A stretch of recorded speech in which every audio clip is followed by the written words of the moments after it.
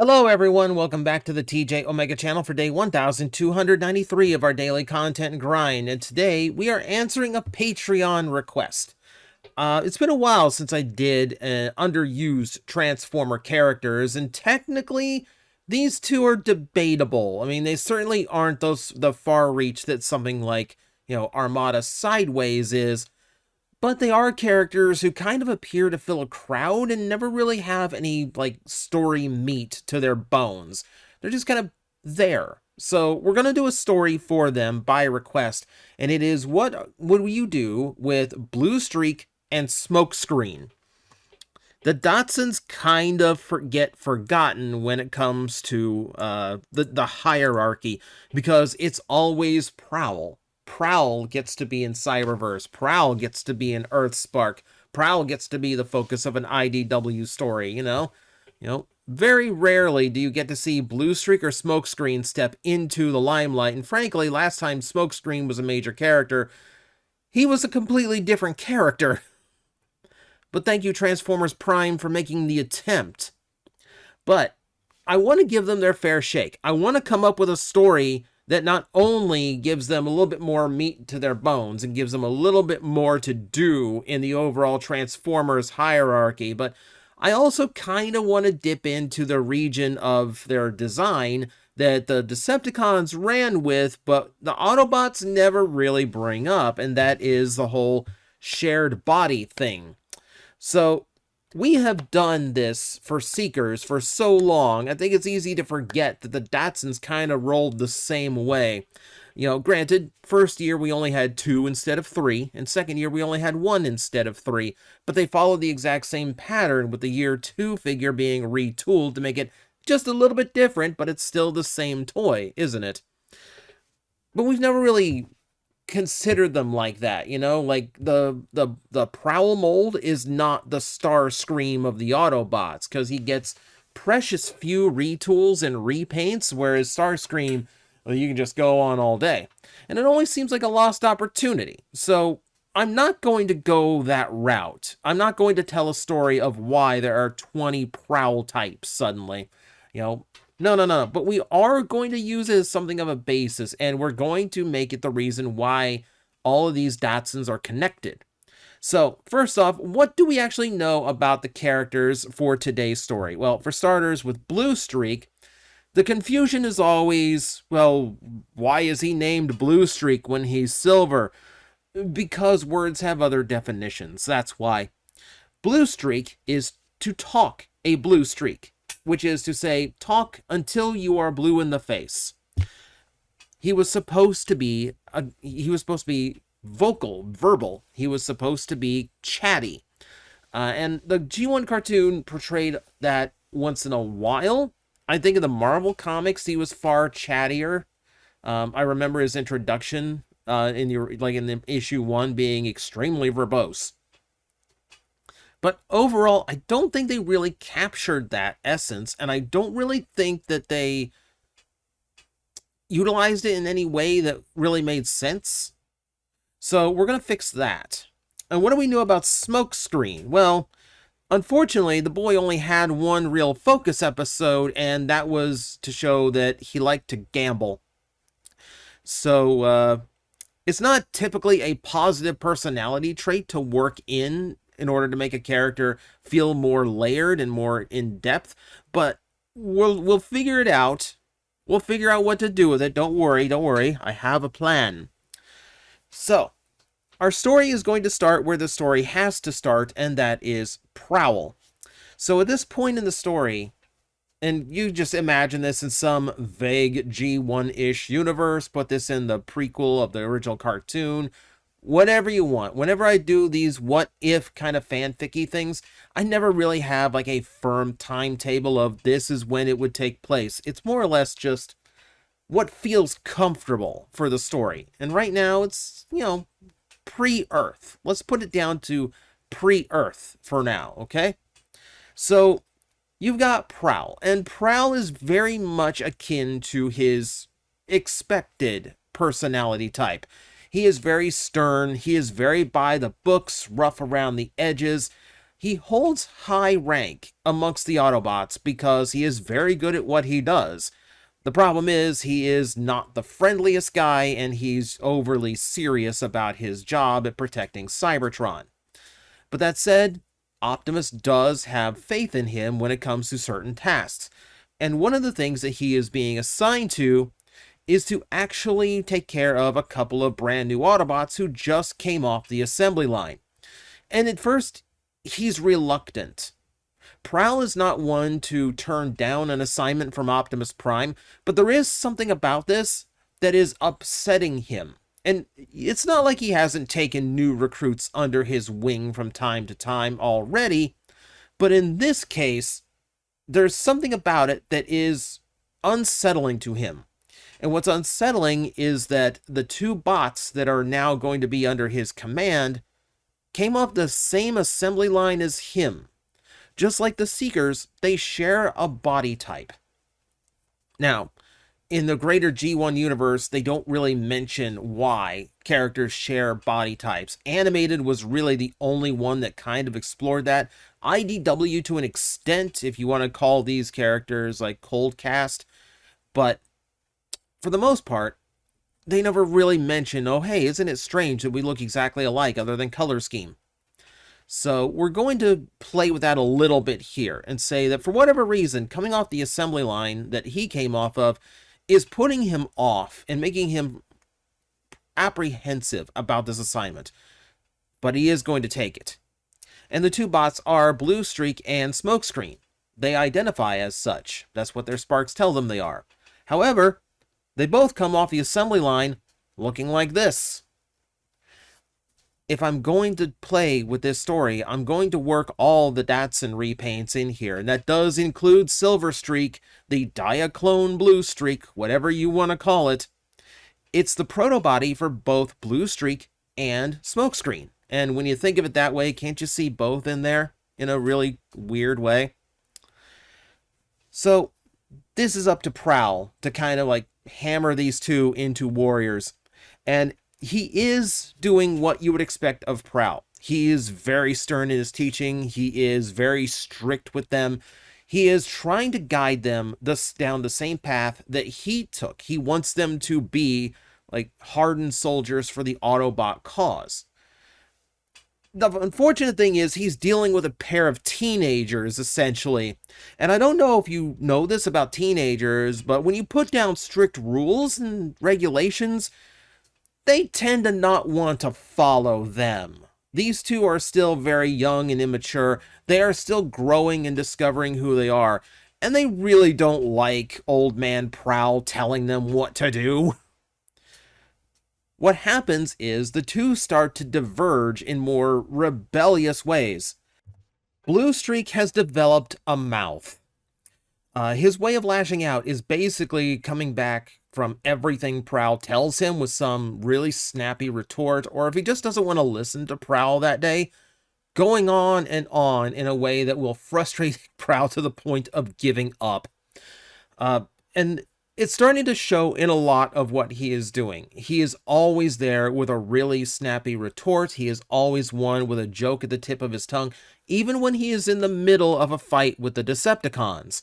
And for whatever reason, it seems to be playing to his favor because it is throwing people off. He's actually developing a skill for actually talking his way through combat in a way that distracts his opponents. And he's managing to still be efficient in battle when he does it. So he's managing to work his mind in two different directions at once, which is actually kind of impressive, but it's not what Prowl wanted to see out of him. If it sounds familiar, it's because it should. I'm making him Spider-Man.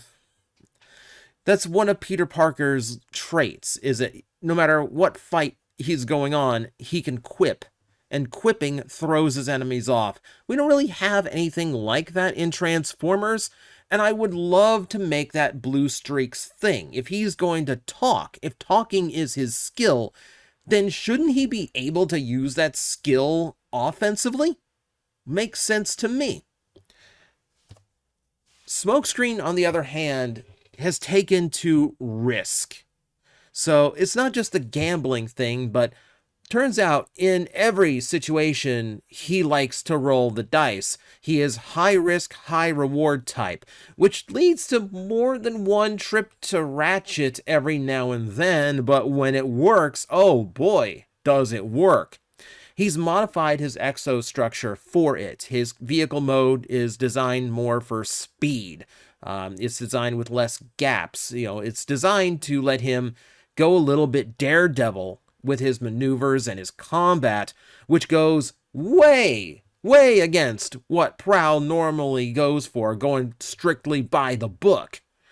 So when it comes to this, again, Prowl is not getting the results he wants. He does not want one of his students to go guns blazing as fast as possible into the lead of a fight.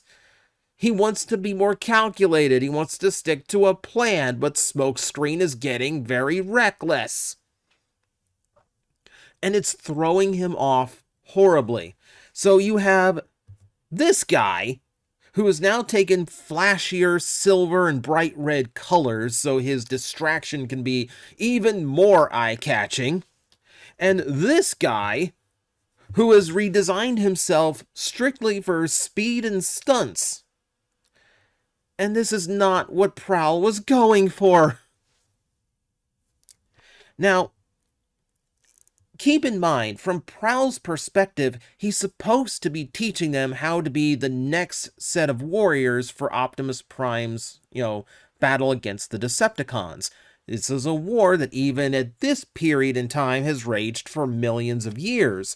So creating a reckless fool who's going to get himself blown up and some wisecracker that can't take anything seriously, this is going to weigh on Prowl.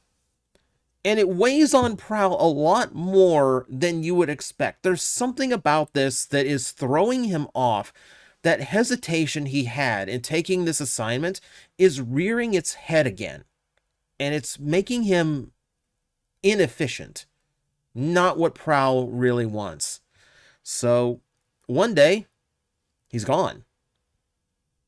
He just vanishes. No one knows where he went. No one knows why. Just one day, no one could find out where Prowl went. Now, if you're Smokescreen and Bluestreak, great. Absolutely wonderful. Our CO that kept giving us a hard time is finally gone. We can just kind of relax for once. But it is not comfortable. Rough as Prowl's being, the two do realize that he's trying to take care of him. He's trying to mold them in a way that not only is going to be efficient and advantageous to the Autobots for this war, but just in a way that will let them actually survive said war. So this is overall to their benefit, but it's just hard to deal with them sometimes, but they don't hate him. What gets worse is when more word comes from the front line. There's concern that Prowl might have defected, because he has been seen, or rumor has it that he's been seen at certain certain scenes of battles turning the tide, and it's upsetting to Bluestreak and Smokescreen the most. Obviously Optimus as well. They set out to go actually find him, and at this point they know him pretty well. They don't think he's the one who's actually joining in with the Decepticon attacks, even though, eyewitness seem to claim that it is. But they know where he's going to go if he's sulking. So they manage to actually catch up to Prowl, and they need to know what's going on. Why did he run away? Why is he so apprehensive about these two? And why are we suddenly hearing about a treacherous Prowl on the opposite side of the battlefield? And this is why we learn why Prowl was apprehensive about training two bots that were from the same assembly line as him. It's not the first time he's had to do it. Barricade is Prowl's greatest failure. Someone he tried to push the same way he pushed these two. Be the strict, by the book Autobot You were built to be. Be the efficient warrior for Optimus Prime. We are in a war. We need soldiers. You are going to be a good soldier for us. Barricade did not take to Prowl's training very well. Well, not the parts that Prowl really needed. Skill-wise, he got way too much of Prowl's abilities. He is way too good at emulating his teacher. Personality-wise, everything Prowl did only pushed him away. If the Autobots were going to treat him like this, why is he going to be an Autobot? The experience under Prowl left him cold, heartless, and eventually agreeing with Megatron. Barricade is the one that people have been seeing, masquerading as Prowl. And this brings up a lot of really bad memories for the Autobot soldier. But this is something of a moment. So Bluestreak and Prowl don't want to see, Bluestreak and Smokescreen do not want to see Prowl going through this. This is deep cut stuff. This is something, that like he should have been able to work through by now. So we have a plan, because rather than create two bots just like him, Prowl has accidentally created a pretty well balanced trio. So they devise a plan. Once Prowl is spotted on the battlefield again, Bluestreak, who is now really good at being annoying, can run distraction to grab his attention. Smokescreen, who's gotten really tricky with his recklessness, can set the trap. And that sets us up for a one-on-one encounter between Prowl and his original student, Barricade. I couldn't find a picture of those two toys together. You will excuse me if I have borrowed the Prime version. It's only visual example anyway. Thank you, Sabertron, by the way. The point is, these two are long overdue to settle their score, and it is something that Bluestreak and Smokescreen have to stay out of while their teacher basically works through his trauma in the most Autobot and Decepticon way possible. Now, ultimately, this is going to lead to a Barricade escape, but ultimately, Prowl feeling vindicated a little bit. Not only because he's faced his old demons, but because he's proven that Barricade didn't learn everything from him. And to the credit of his new students, Prowl kind of had to bend the rules a little bit to actually beat Barricade. Barricade knows him so well that he's going to be able to predict his move, beat for beat, if he goes by the book. The only way to actually beat Barricade one-on-one was to go against the grain, was to actually go off-book and play a little dirty. And it's something he learned from his students. So what you have in the end is not teacher and his two students. I want more of a found family dynamic, where Prowl ends up being more the big brother to these two half-delinquents, that they're obviously important to him, more so now than ever, but also, yeah, like, they're not bad. Prowl does learn that they don't have to be exactly like him. He doesn't have to be the stern drill sergeant. And it's something that would mellow his personality down closer to the level it was at in the original G1 cartoon, whereas I'm going closer to IDW-style Prowl, or even Earthspark-style Prowl, for the early part of his personality in this story. And Smokescreen and Bluestreak get to be their more rebellious, out there selves, and they balance each other pretty well. You've got a risk taker, you got you got your like rule lawyer type, and then you've got your you got your wise Alec, your smart Alec, wisecracker. Definition I can't say on YouTube. You know what I mean. But they make a pretty effective trio, and yeah, this little tight-knit group within the Autobots, which I think would open up a lot more possibilities for Bluestreak and Smokescreen to step in from time to time. They have this quasi-sibling relationship. Not actually brothers, but close enough. So that's the story for the day. That is how I would put Bluestreak and Smokescreen to better use. And this does open up possibilities. You know, Barricade being a rival, a trio versus a trio of Seekers. So you have that kind of thing, that kind of dynamic that you can establish in G1. Obviously, Prowl has a lot more growing to do. He's going to grow alongside these two. As they mature more, he might let go of some maturity. So there's different directions to go in from this. So let me know what you thought of the story. Is this the right direction to go in for these three? Let me know if I'm on the ball or not. So that's it for today. Thank you very much for watching. I will see you next time. Hello everyone, I am Astral Agent Magnetar, a Tokusatsu VTuber, and I am streaming 4 times a week over on Twitch, Monday, Tuesday, and Wednesday afternoons, and a special late night one on late Friday/early Saturday. So come watch, come hang out, and let's make an impact together.